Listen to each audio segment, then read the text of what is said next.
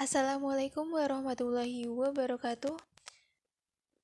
Perkenalkan, nama saya Melanie Syamafiroh dari Prodi Teknik Informatika, jurusan Ilmu Komputer dengan NIM 46114224141. Di sini saya akan sedikit membahas mengenai penerapan limit dalam kehidupan sehari-hari. Sebelum kita memasuki pembahasan mengenai penerapan limit, kita harus mengetahui apa itu yang dimaksud limit. Limit adalah bahasa umum yang berarti batas.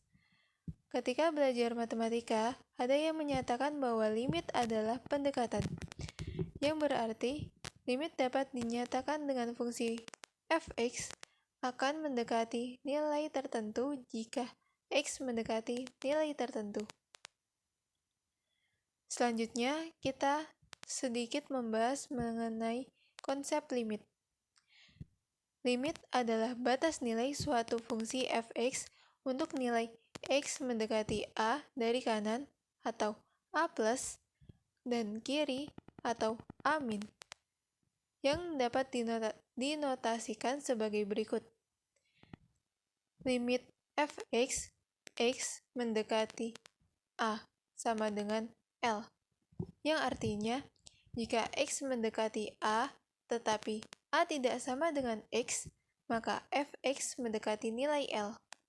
Jadi, dapat dikatakan limit adalah nilai pendekatan fungsi saat variabelnya mendekati nilai tertentu.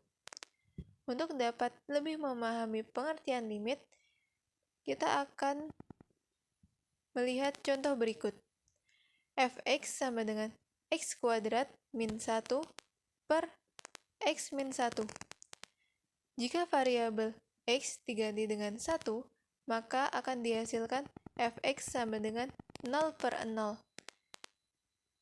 Fungsi tersebut tidak dapat didefinisikan. Maka,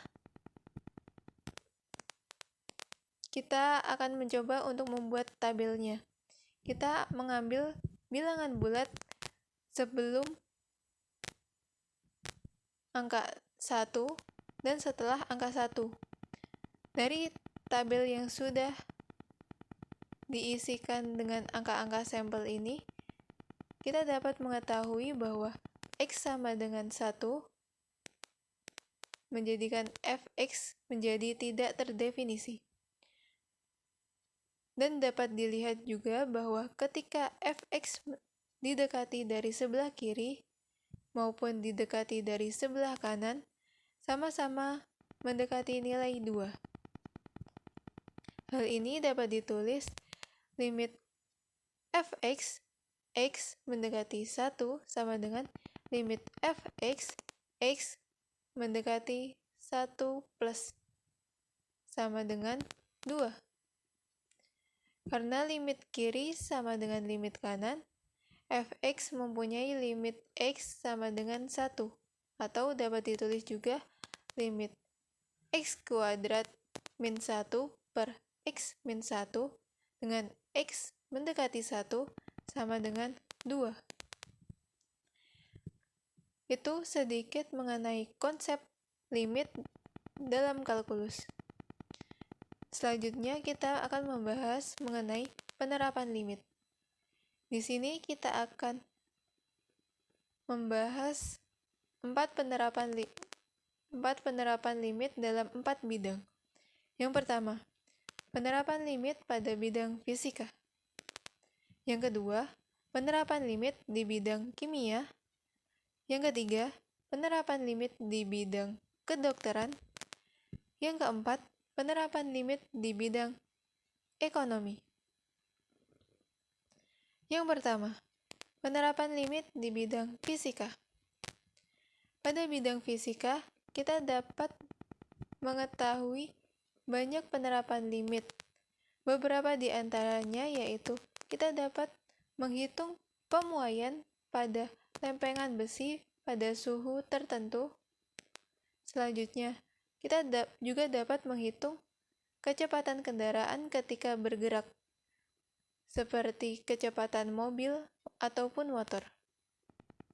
Dan yang terakhir, kita juga dapat menghitung benda elips yang bergerak, seperti halnya dengan rotasi bumi. Di sini, kita akan sedikit membahas mengenai penghitungan pemuaian pada lempeng besi. Ada sebuah kasus di mana sebuah lempengan logam yang dipanaskan akan memuai dengan pertambahan luas sebagai fungsi waktu. Ft sama dengan 0,36 T kuadrat plus 0,6 T dalam cm kuadrat.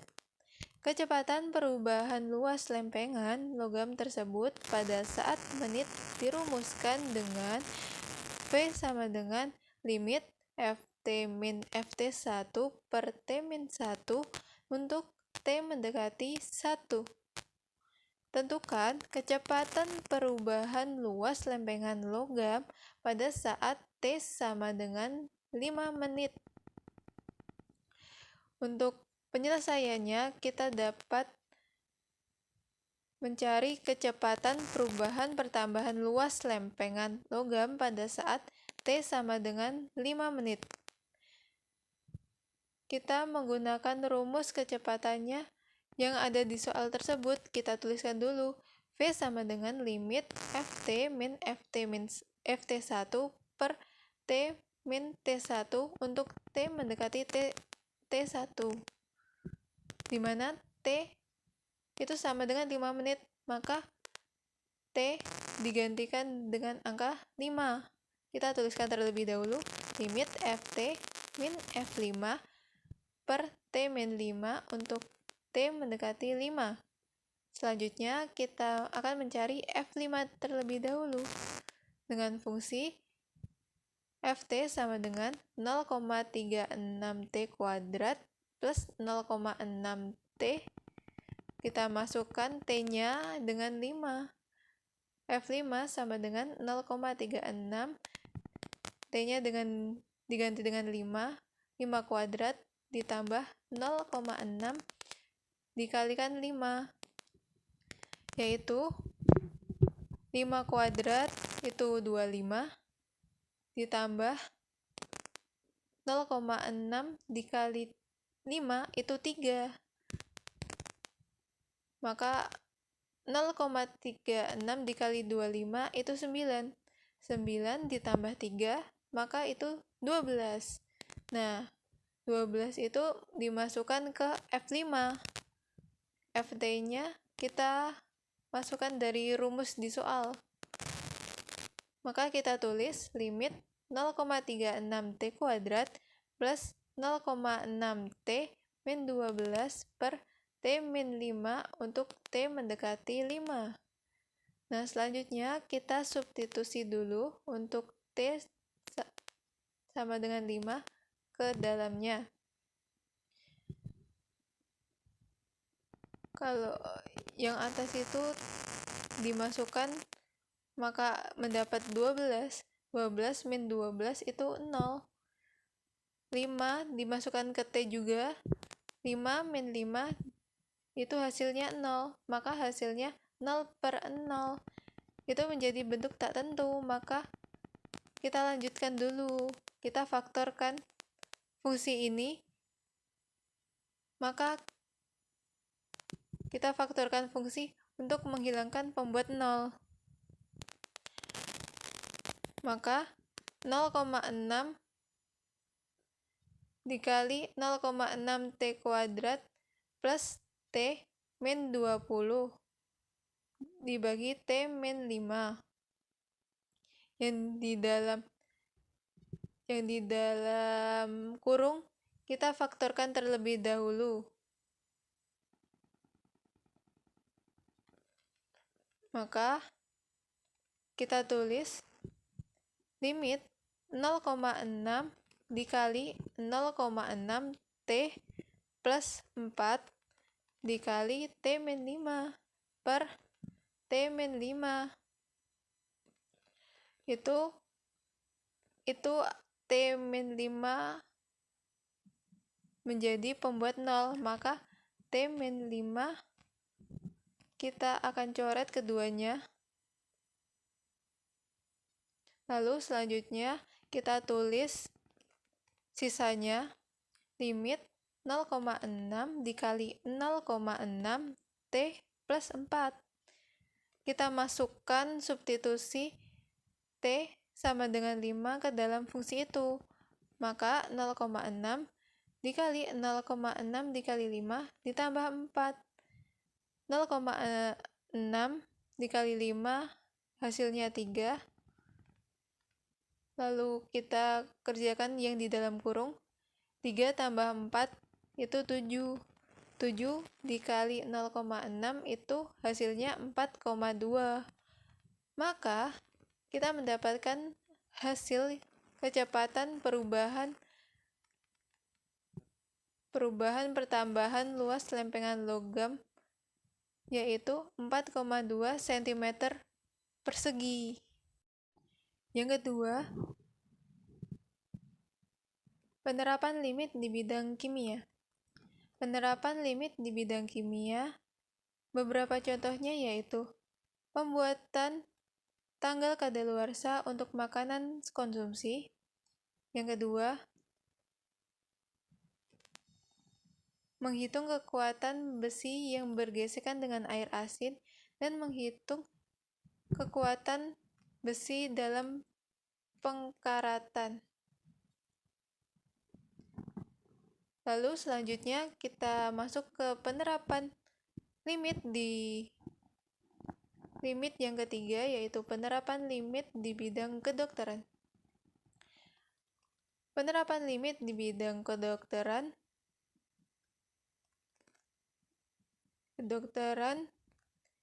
dapat berguna untuk menghitung kerusakan jantung yang biasa ditampilkan dalam bentuk USG pada kasus kardiak kares.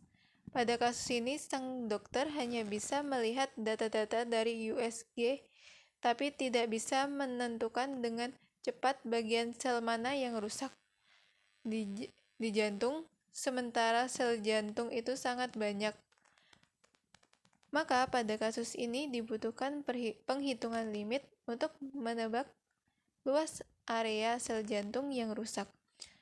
Contoh lain yaitu populasi bakteri atau virus dan kemungkinan berapa persen virus itu menular dengan melalui udara. Area kontribusi dan kecepatan angin pun juga dihitung grafiknya melalui limit. Yang ketiga, kita juga bisa menghitung penyebaran kanker pada penderitanya. Yang keempat, kita juga dapat membantu penderita rabun jauh untuk menyesuaikan lensa kacamata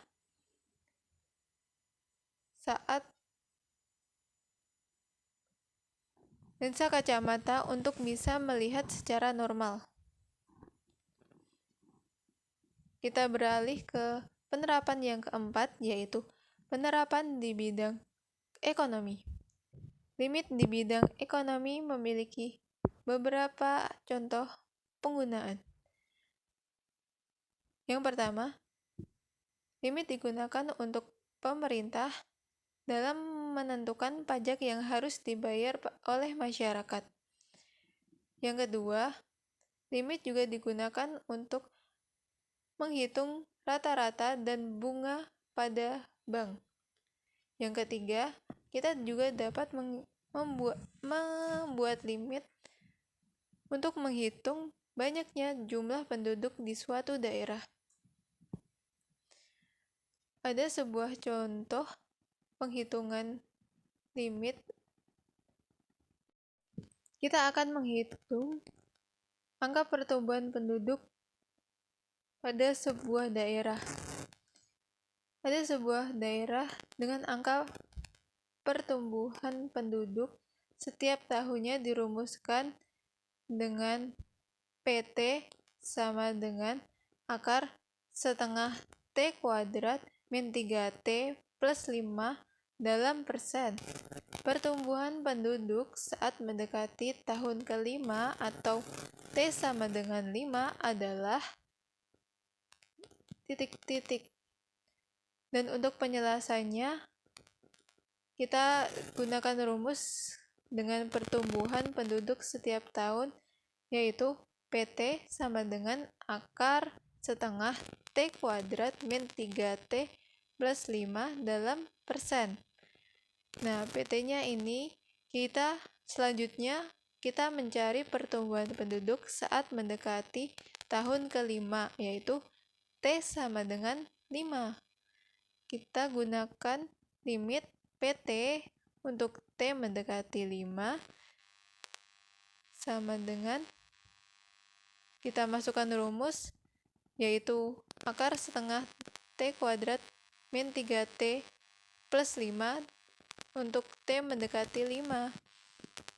Kita substitusi T sama dengan 5 ke fungsi ini. Kita operasionalkan semua, yang hasilnya min setengah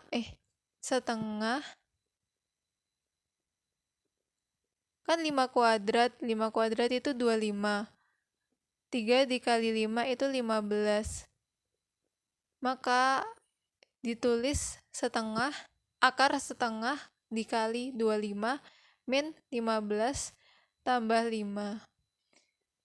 Lalu kita operasionalkan lagi, limitnya sama dengan akar 12,5 min 10